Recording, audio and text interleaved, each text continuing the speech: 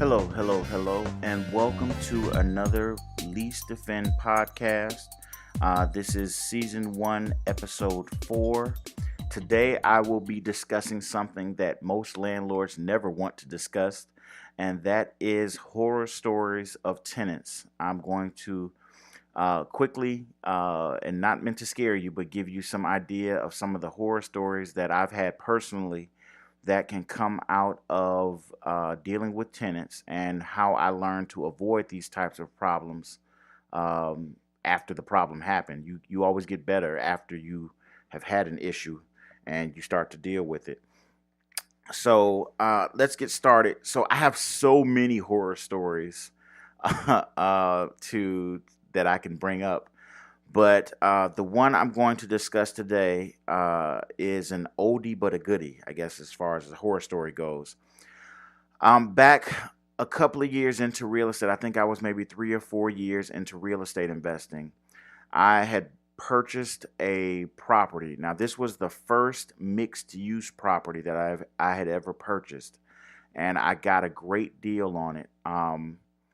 To give you a little bit of background, the owner of the property, it was 2 storefronts and 3 apartments. And the owner of the property had came to me from some of my marketing and had said they wanted to sell the property. I gave them an offer. I think they wanted, let's say, $200,000 for the property. The property needed some work. It wasn't horrible, but it did need some work. I made them an offer of, I think, $100,000. I actually cut them basically in half, and the guy said no, and he said he didn't want to take it. That was too low, and so we ended up parting ways, and I didn't make him a counter offer or anything like that. And maybe I think 3 months later, he called me back and he said, "Hey, if you've got that $100,000, I'm still interested in selling the property." And I told him at the time, no, I didn't have the 100,000. The market had changed, and if he wanted to sell the property now, I would only buy it for, I think, $50,000. And he reluctantly agreed. He was, motivated to sell at that point, very motivated, obviously. And I used that to my advantage, and I was able to buy a 5-unit building with 2 storefronts and 3 apartments for about $50,000. So it was a great deal. So I inherited some of his tenant. Well, he only had one tenant, and this is a lesson. There's some kind of lesson in this. I don't know what it is, but I inherited one tenant from him, and the other 2 apartments were vacant, and the storefronts were vacant. And so the tenant that I inherited, I should have known it was a problem, because the tenant that I inherited was actually his sister.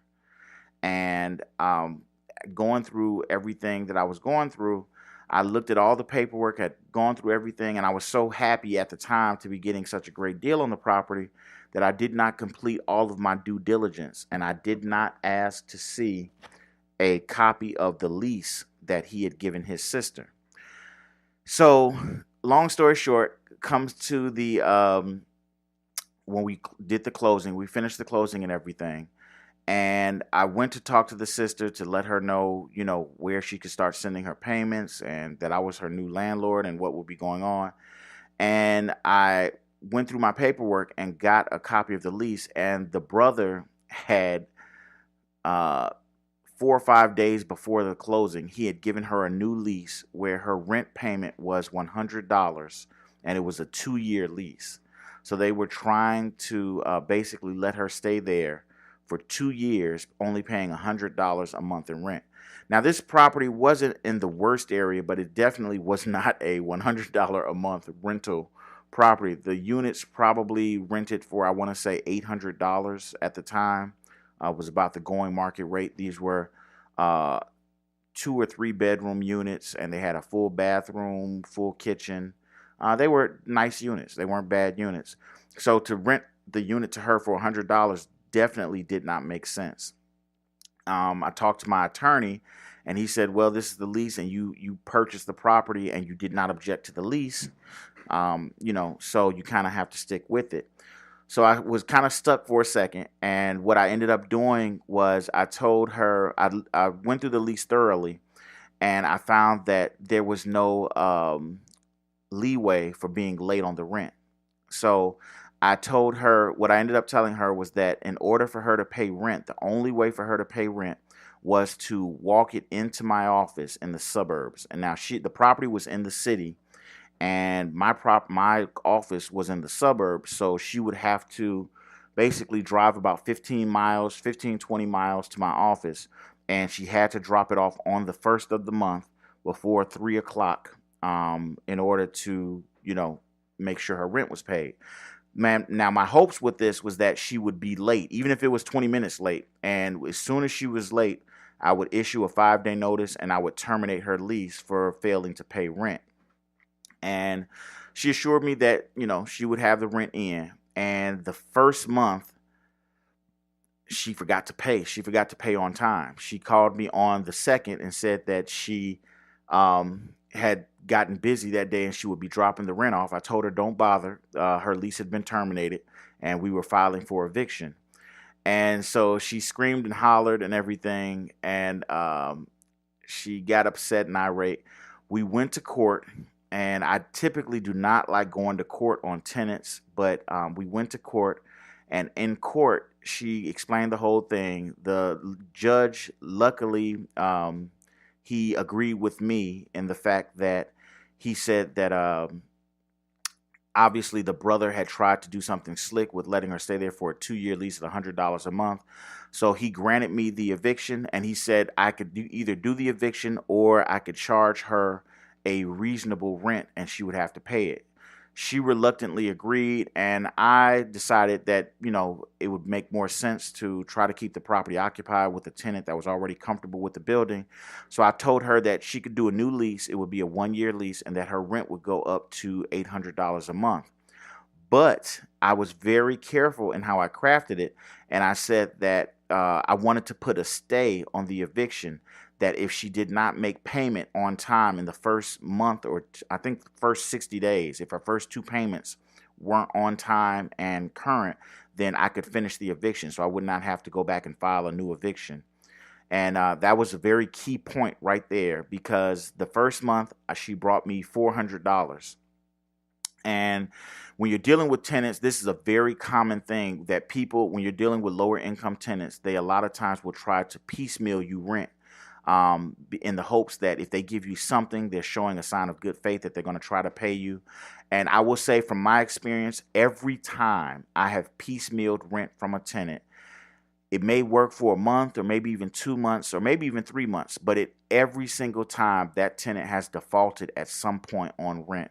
So it got to a point I no longer take piecemeal rent because it is setting up for failure, setting the tenant up because they think they've bought more time and they can either not pay the rest of the month, the rent, or they can either be slow about paying the rest of the rent.